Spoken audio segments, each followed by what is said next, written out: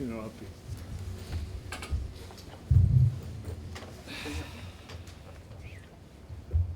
What? Hang on. It's on. Yeah. You did. I didn't put it on. Some idiot. I switched it off. Where's the checking the gate then? Yeah, I'll just do that. Thank you. Who was it? Well, did you watch the Sunderland game on Monday? I think Yes. when they scored, somebody said, well, it's a Sunderland win. I think there were 10 minutes to go, something like that. Is that how predictable Sam Allardyce teams are? No, I think that does a disservice to Sam, to be perfectly honest. He's been doing this for a long time, managing at the top level for hundreds of games. He understands what it takes to win games in any circumstance. Obviously, they're in a little bit of a situation that needs resolving. That's why Sam's got the job, and he'll approach it in the way he thinks fit. So it's a great result for them. Obviously, that will buoy their confidence, which you would think will help them.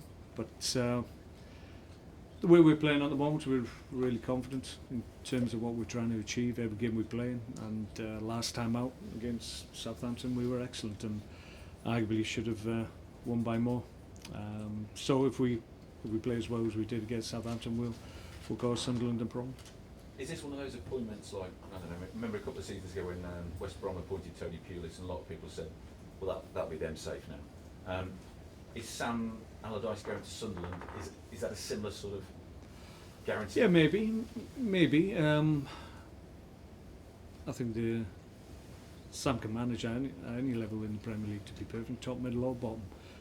But certainly he's got the qualities that teams at the bottom certainly you would think would need, maybe organisation, belief, giving them a game plan. I'm sure other managers have tried to give Sunderland that in previous seasons, but Sam, I think, given what was out there, was the best choice for them. Once they decided that they were going to make a change.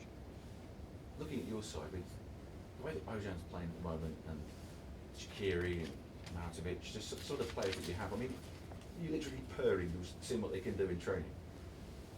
Well, not when they miss chances, I have to say, but apart from that, no, they're playing very well, but along with many others in the team. Obviously, at the moment, we're defensively very sound, so that's given us the platform to be able to build performances, and that gives obviously the more creative players in the team the confidence to take chances and be creative in that final third, not worry about losing the ball so much, because they know that we're solid at the back, and more often than not we'll redeem situations. But there's an onus on them as well to obviously win games, but our possession, they've got to do a job as well for the team, which each and every one of them does. So we've got a good balance at the moment. You have to have that balance right. You have to be defensively resolute, but you have to have that creative spark, and you have to have players that make a difference, and arguably the ones you've mentioned are the type of players that can win you games.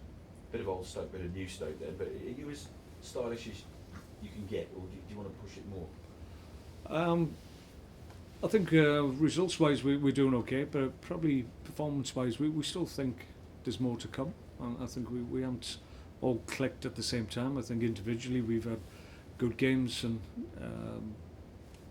maybe 3 or 4 players within the team have been exceptional. Others haven't quite hit the heights we know they're capable of, but hasn't totally clicked that everybody's played well on the same day. Let's hope that happens at the weekend, but we've certainly got the potential. If we play well in all positions, then we're a very good side.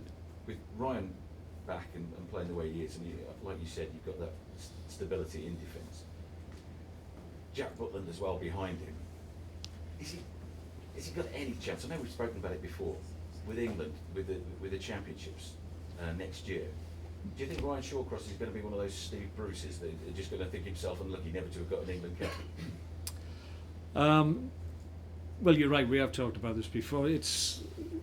Ryan obviously has had long-term injuries. He's just coming back from that. But in fairness and credit to him, he's come back at a level that we didn't anticipate he'd be capable of. In fairness, we hoped that he'd be able to get up to speed very, very quickly and get to a point where his form was really good, but we expected that to take probably weeks and any number of games. But in fairness, from his first appearance after the injury, I think it was Chelsea game, he's been outstanding, and that's credit to him. He can only just do what he can do, play well week in, week out for us. I know he's still got ambitions to be back part of an England squad, whether or not it's for the European Championship or he's able to maintain his form, which he has done, in fairness to him, for a number of years now. But every manager has their different ideas. Roy is stuck with players obviously that have gone through a qualification campaign, so no doubt he feels loyalty to those players that have helped him achieve that qualification. So Ryan may have to wait for circumstances to change and things to fall into place that allows him an opportunity again. At the moment, his way into the team seems to be blocked. Does he ever hear from Roy? Does he, to set out the parameters of what he's got to do, or do you think there's a click? No, I don't think there's too much communication. Obviously, Roy is building a team that he feels will be successful in the European Championship, and obviously those choices and those decisions will be borne out in the summer, I'm sure. But do you think there's a click there? No. Like I said, I think all managers have loyalty to their players, and if they've produced and been consistent for them, then you're more likely as a manager to wear towards those players rather than to bring somebody in who's hasn't really been part of what's gone on in the last couple of years, and haven't had the benefit of obviously what you're telling players, what you need from them, and what you expect of them in the team shape. So you can understand that at this stage, late stage, you have to say, just prior to a major championship, I wouldn't suspect to be too many surprises, to be perfectly honest. Any team who's in, who's out? Probably the only issue we got is with Philip Walshide. Unfortunately, he's a little bit sore in his pelvis area, and we're just trying to settle it down. Didn't train today.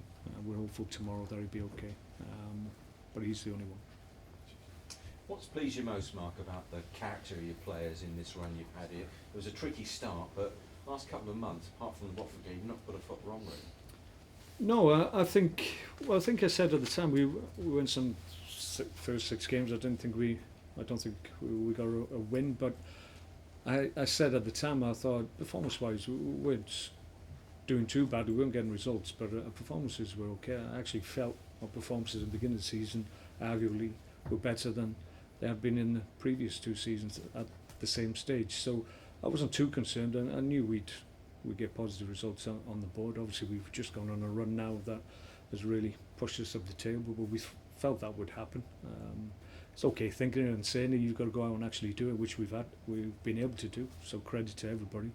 But yeah, until you get that first win on the board, you're always got a little bit of concern. But given the fact we've got continuity here in terms of a lot of the players have been with me now for 2.5 years, and I think that continuity is an asset that not many clubs have got, in all fairness. So we use that, and we feel confident that that continuity, along with the work we do on a daily basis, enables us to get positive results in this league, and that's how it's shaping as we speak. So we're in a good place at the moment. I think it's 1 defeat in 10 games, I think, in all competitions. So there's not too many teams at the moment in as good a form as we are.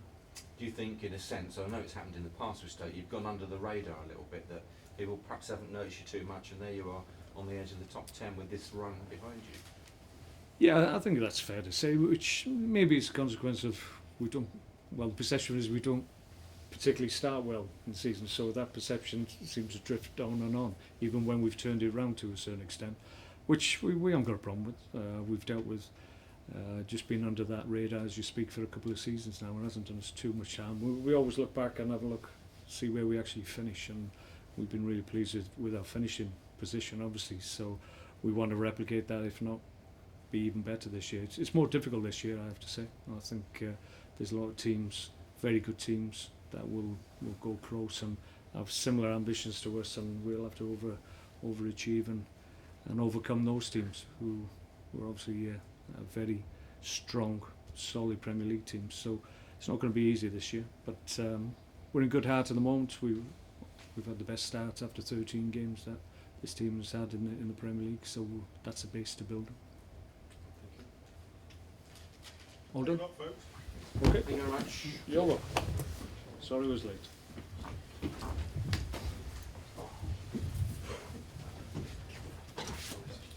Did you notice that?